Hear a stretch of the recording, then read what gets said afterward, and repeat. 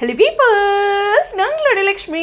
நீங்கள் பார்த்துருக்கிறது 0 எஸ், ரொம்பவே இன்ட்ரெஸ்டிங்கான அடுத்த ஒரு கதை. உண்மையுமே சொன்னோன்னா, நம்ம இந்த யமுனா அண்டு நிவின், அதாவது நிவ்யாவுடைய இந்த மேரேஜ் ட்ராக்கு முடிஞ்ச வரைக்கும் பொறுமை காத்திருக்கோம். இருந்தாலும் நான் ரொம்பலாம் குறை சொல்ல மாட்டேன். விஜய் ஃபேன்ஸ்க்கு ரொம்பவே சூப்பரான நிறையா டைலாக்ஸு, எக்ஸ்ப்ரெஷன்ஸ் அப்படின்ட்டு சுவாமி ஃபேன்ஸை டோட்டலாக என்ஜாய் பண்ண வச்சுருக்காங்க. காவேரி ஓகே, ஒரு குழப்பமான மனநிலையில் இருந்தாலும் அவங்களோட எக்ஸ்ப்ரெஷன்ஸ், ஆக்டிங், எமோஷ்னல் எல்லாமே கொடுத்துருந்தாங்க.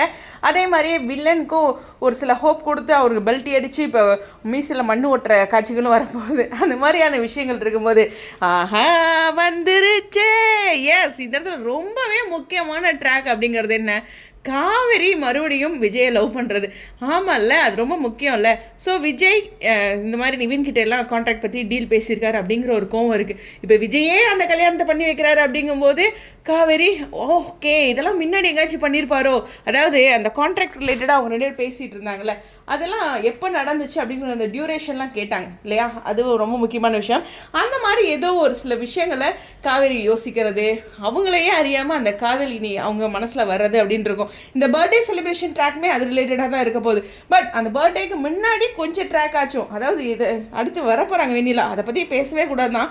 பட் வெண்ணிலா வர்றதுக்குள்ளே இவங்க 2 பேருமே அந்த காதல் மலையில் நனைஞ்சு நம்மளை குளிர வைக்க போகிறாங்க அப்படிங்கிற ஒரு விஷயம் தான் நடக்க போகுது. அடடே, ஒரு பியூட்டிஃபுல்லான ட்ராக்ங்க.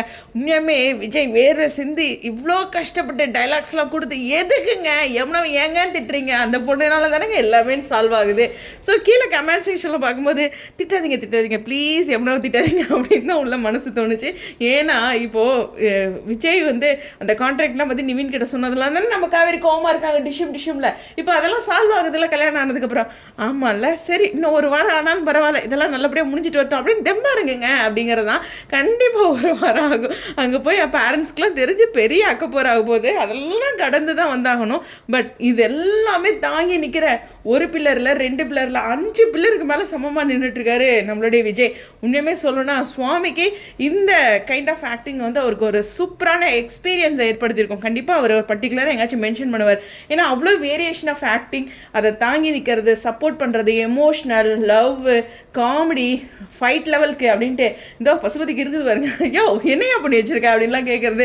நிறைய விஷயங்கள் வந்து அந்த வெள்ளித்திரையோட ஆக்டிங்லாம் வந்துட்டுருக்குங்க. சின்ன திரையிலையும் வெள்ளித்திரை சில ஆக்டிங் வரும், பர்ஃபார்மன்ஸ், அது மாதிரி நிறையா விஷயங்கள் வந்துட்டுருக்கு. அது எல்லாமே வந்து ஸ்பெஷலான விஷயம் அப்படிங்கிறது தான். ஸோ கொஞ்சம் பொறுத்துட்டிங்க, இன்னும் கொஞ்சம் பொறுங்க. ஏன் இந்த வீடியோ இப்போவே நான் போட்டேன் அப்படின்னா, எல்லாருமே வயலின் வாசிக்க ஆரம்பிச்சிட்டிங்க. எங்கெங்க எனர்ஜி போயிடுச்சு, விகாவே பற்றியே ஒன்றுமே காணாமே அப்படின்னா, வருதில்ல சீன்ஸ் தாங்கங்க வருதில்ல. பாருங்கள் இந்த வாரம் பாருங்கள் எவ்வளோ காவேரி சந்தோஷப்பட போகிறாங்கன்ட்டு. அந்த தாலி கட்டும் போதெல்லாம் ஆளை சைட் அடிப்பாருங்க பாருங்கள், யாரை, விஜய். எஸ், இந்த இடத்துல அந்த அவ்வளோ ஒரு சந்தோஷமாக தனக்காக இவ்வளோ விஷயங்கள் செஞ்சிட்ருக்காரா விஜய் அப்படின்ட்டு காவேரி அந்த உள்ளேருந்து மறுபடியும் முன்னாடி வந்து காதல் ஒரு டைப்னாலும் இப்போ ஒரு புரிஞ்சுக்கிட்டு வர்றது அப்படிங்கிறது இருக்குது. வாழ்க்கையில் ஹஸ்பண்ட் அண்ட் ஒய்ஃப்குள்ளே சண்டை நடக்கணும், அப்போ மிஸ் அண்டர்ஸ்டாண்டிங் ஏற்படணும், அதுக்கப்புறம் தான் அண்டர்ஸ்டாண்டிங் வரும். சும்மா எல்லோரும் பர்ஃபெக்ட்டு ஒரு சண்டே வரல, அந்த சிறுகடி காசியில் சொல்கிற மாதிரி தான். சண்டே வரலினா அங்கே ஏதோ தப்பு இருக்குன்னு அர்த்தம்.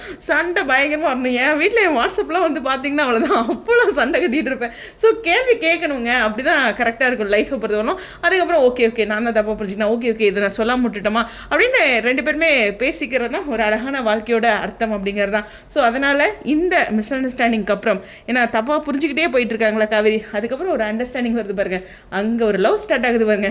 ஓகே, எல்லாத்தோட மியூசிக்லேயும் வைப்ரேஷன் வந்துருச்சு. நான் அப்படியே வீடியோ கட் பண்ணிக்கிறேன்.